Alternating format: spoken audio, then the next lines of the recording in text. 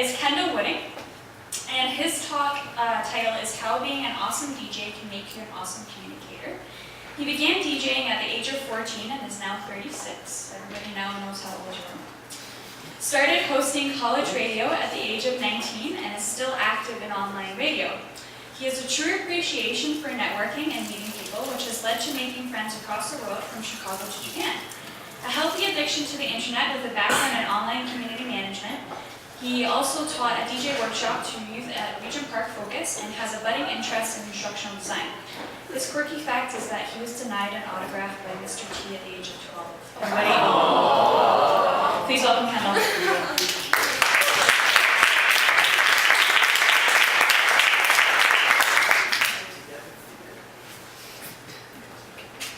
Thank you. Loud and clear. So obviously, it's a little bit of a spoiler, but yes, I didn't plan anything. I'm sorry. So if you want to keep clapping for the next 4 minutes, 45 seconds, that would be really great because I got nothing. So, you know, honestly, when I began DJing, my grandmother told me, no man is an island. And at the time, I didn't really understand what that meant.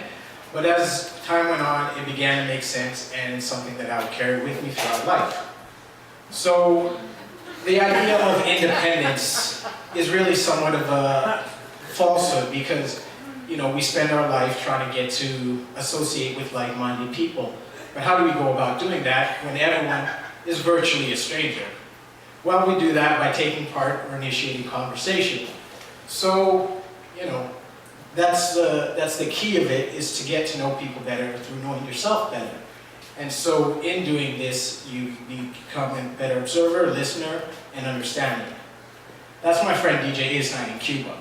And I'm not ashamed to admit, mi español is no bueno. But, you know, he's a DJ, I'm a DJ, and so we really got to understand each other and speak the same language. Later in the year, he was in Toronto, we got to hang out. In between that time, he had a son. So before he went back, I made sure to give him some child book story records so that he would then...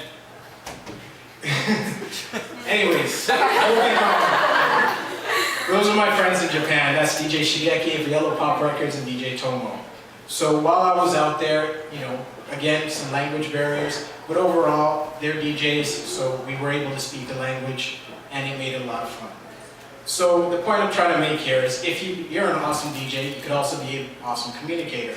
Now, I may be impartial because some of my best friends are DJs. However, the point I'm trying to make is that these things really connect in the way that listening is a fundamental of mixing. And so as you're doing your thing and you're trying to put the two songs together, it's really important to listen to become a better DJ. Another thing is understanding. So you have this great collection of music, you really need to understand that often it's more about the music that you're playing, not how you play it. And so these are fundamental skills that everybody needs to know in life. So you got this great collection of music and you got the skills to pay the bills. What now? So now you go out in front of an audience and you play the music for them in hopes that they will appreciate it enough to exchange some money. But you know, I've heard some DJs will work for food. And so, okay, now you're out, you're doing your thing, you're wowing the crowd. So you gotta have some ability to read some body language. Because as DJs, we feed off people's energy. And so through feeding off their energy, it keeps us more happy and more excited. But obviously, we can't keep everybody happy. So, you know, that's the time where you have to have patience because in 5 minutes, someone will go from, can you play my song, to, you suck, why haven't you played my song? Fortunately, the DJ culture has provided a lot of great communicators, like Africa Bambaataa, who took his street gang and turned it into a worldwide organization that practices peace, unity, love, and having fun. And family. It was my uncle who taught me the art of DJing one summer back in Whitby when there was absolutely nothing to do.